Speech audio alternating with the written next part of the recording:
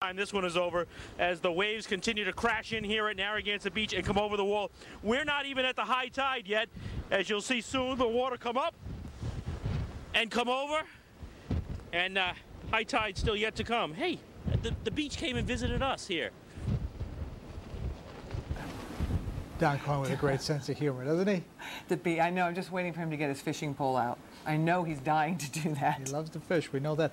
We haven't heard from Mark Curtis in a while. We want to check in with him. ABC6 anchor Mark Curtis, he's in New Bedford. Mark, the winds there, I imagine now, are really whipping up. I'm waiting on you. Mark is trying to get to us through Skype, as you can see. Let me just hold He's it on working me. through it. This is live TV, folks. This is the great thing about watching live. This is why you can't turn us off. Because you never know what's going to happen as we toss to a reporter, because we don't know. So as it happens, we're looking at Mark Curtis trying to get us in. Obviously, he can't hear us. If I get down. Yeah, why don't we come back to us while Mark gets situated there? You know, he's been in New Bedford all morning. And first we saw Mark, and he's, oh, you know, it's a little wind, and there's a little hair in the front was going back and forth. And the second time we saw him, his hair is blowing off to the side. Now as we see him there, he's having some issues getting situated there. But again, this is a live look right now from Narragansett. How about that, folks? You know, we thought, well, when high tide hit and then started to level off towards low tide, we would see a lesser amount of water crashing over that seawall right there on Ocean Road. It still looked like a 15-foot, you know, it has to be. Well, yeah. Karen, it has to be, because I can tell you, I've been on that beach many times, and that wall just underneath it, at least 10-12 foot drop, plus the little rock wall that's right there, that little seawall, is a good 3 feet easy. So it's a good 15 feet just to get over the top. Even if it was just trickling over the top, would be 15 feet roughly. So to sky it over the top, you're talking 20-25 feet. Yeah, and to carry to the point where they had to shut the road down. Exactly. There's so much water in the road. Still spectacular, and as you mentioned, John, we thought that was about, what, an hour or so ago that we thought that would be receding? Actually, it was 8 o'clock. Was it 8 o'clock? Yeah, it was 2 hours. It's been 2 hours since then? Look at that. And the other thing, too, here, Karen, look at the number of people now who get the sense, oh, it's lessening, I'm going to get outside, and maybe this is a good time to do it and get back inside. But the rain is starting to lessen, but the wind is still there, folks, and you don't need me to tell you that. Fred and Steve can do a much better job, obviously, than I can to tell you about that. But we do know there is a part two. This is not it. This is not a lull in the sense that the storm is over. It's just that the winds are the second act. But as you go out and look at that, you know, you try to get close and say, oh, look at this, and then splash, and you hit your head on that rock. That's all rock. That's where the danger comes in. That's right, where the danger. And every single death, and I hate to say this, without exception, has been because people have been out, except for the one young man who was with his mother, had a tree fall down into his apartment. Right. Everyone else put themselves in harm's way through what I would call, and most people would agree, a senseless acts to put themselves and first responders in danger. And that just doesn't have to happen. But enough from me. We'll get off my soapbox for just a smidge and check in with Storm Tracker meteorologist Fred Campagna. Fred, what's the storm looking like now? It looks like it's starting to break up, and people would think there's a lull in the sense that there's no rain, but there is more to come. Yeah, there is definitely more wind to come. There'll be some rain, John. It won't be as intense as we saw earlier.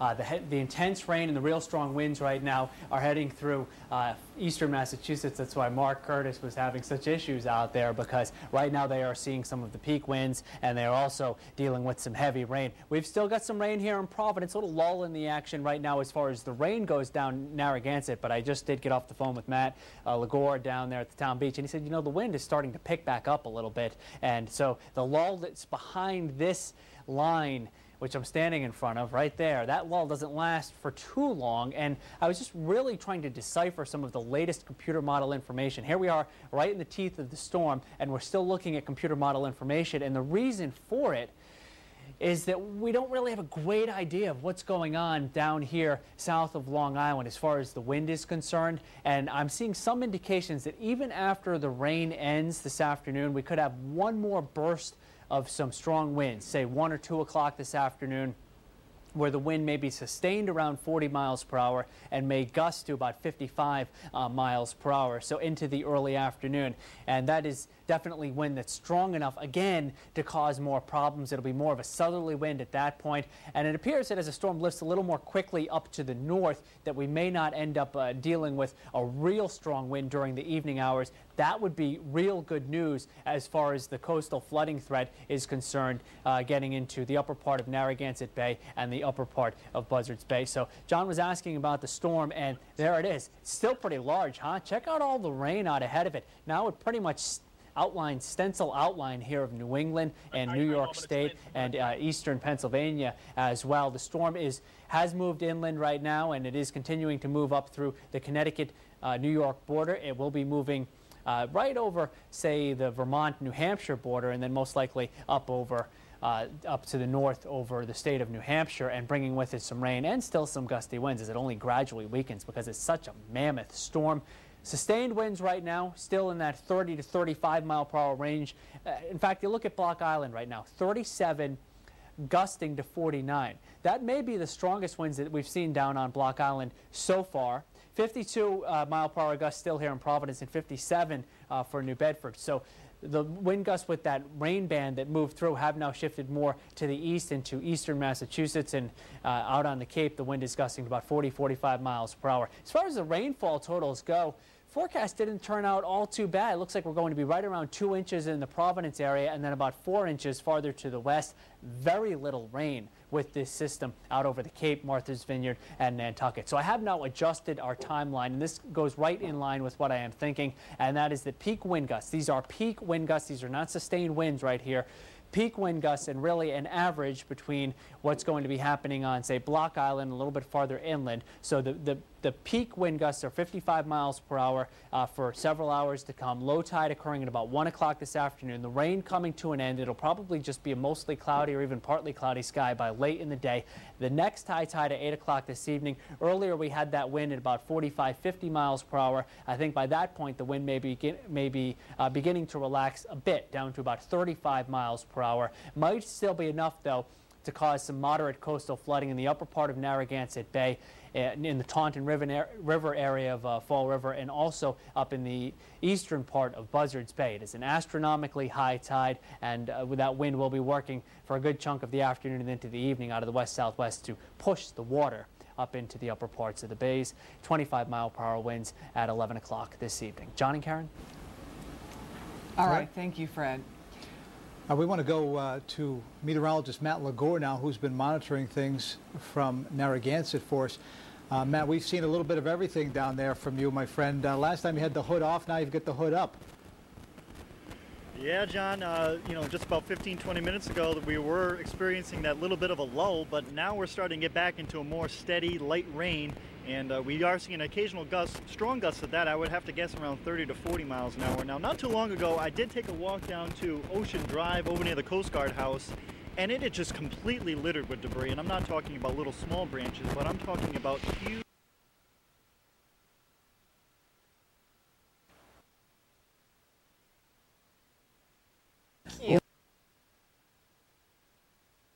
budget that was passed in the House that cost $10 million at a time when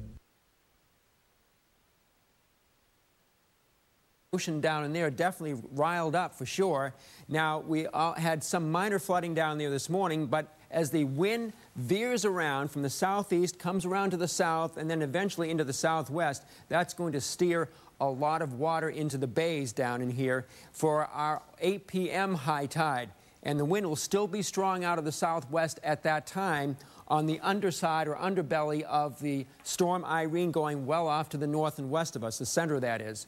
And there's going to be a lot of dry air whipping around underneath. The wind's going to really be howling here this evening out of the southwest, so we're concerned about at least a 3 to 5 foot storm surge, potentially up to 5 to 7 feet as we think right now from this.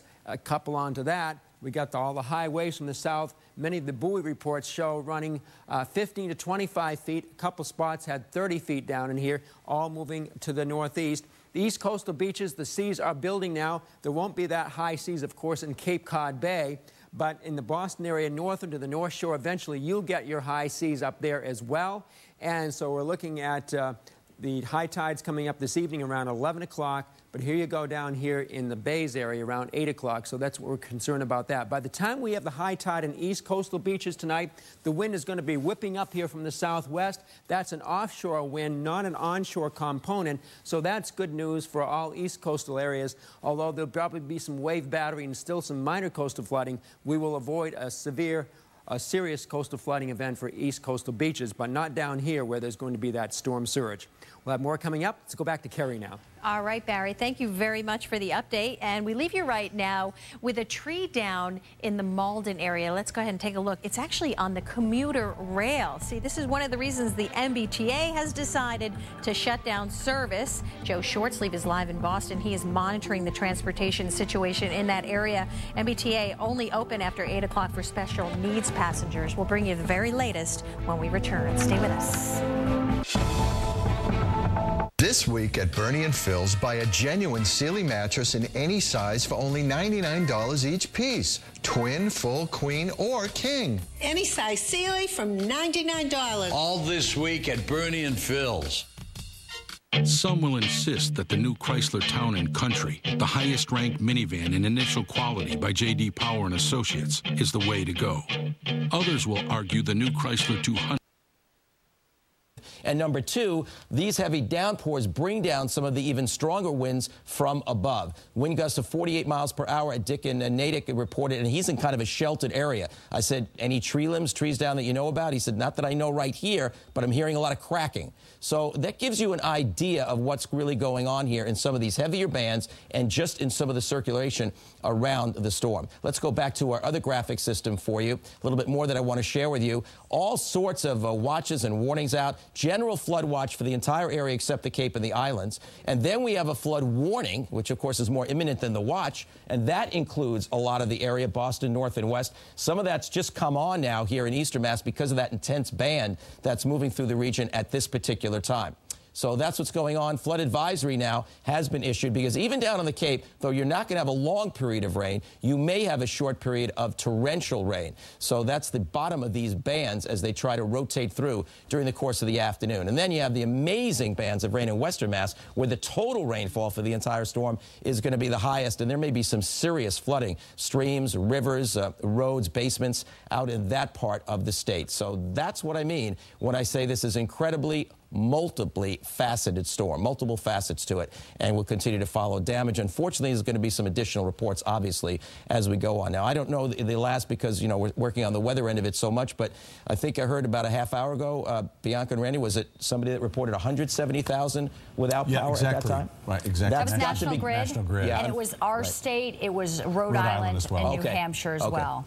Okay. But definitely we're seeing the impact here. Just talking about assessing the damage, however, I know the teams are going to be out early in the morning to do it, but we're already seeing the damage from New York State here. We want to show you some of the latest images that are coming into us. Look at this, a lifeguard tower just floating away here. This is Long Beach, Long Island, New York, really getting the brunt there. And the force just taking it right off there as people are watching. And not only that, but I want to show you some U.S. Navy ships here, dozens of U.S. warships coming back toward the East Coast now, including the USS Wasp.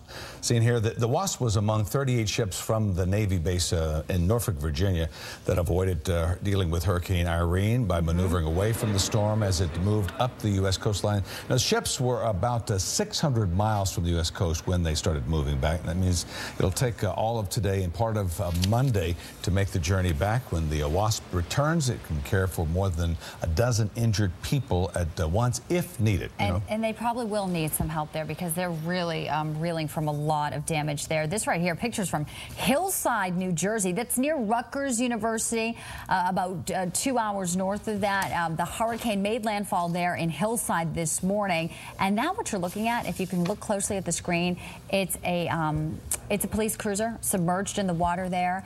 Been a lot of flooding there, a lot of issues. Some 1,500 National Guard soldiers and airmen have also been deployed across the state of New Jersey. And sadly, this has been a fatal event here, weather event. Irene is now being blamed for 11 deaths as she made her way up the Northeast. And so sadly, one of those deaths is in Connecticut this morning. And speaking of New Jersey, you know, it's interesting the amount of damage they have there because the governor, Chris Christie, has already said that he's estimating that there's about you know, tens of billions of dollars in New Jersey. So they've had quite a devastating hit there from Irene. I know, in a way, when you put it into focus here and you see what they've gone through and what we will be contending with, obviously, perhaps we can, breathe a little bit of a sigh of relief that we are not going to get the brunt of it. We are very lucky. We talked to the governor earlier, and he's not anticipating that it's going to be that kind of damage, certainly here in the Commonwealth.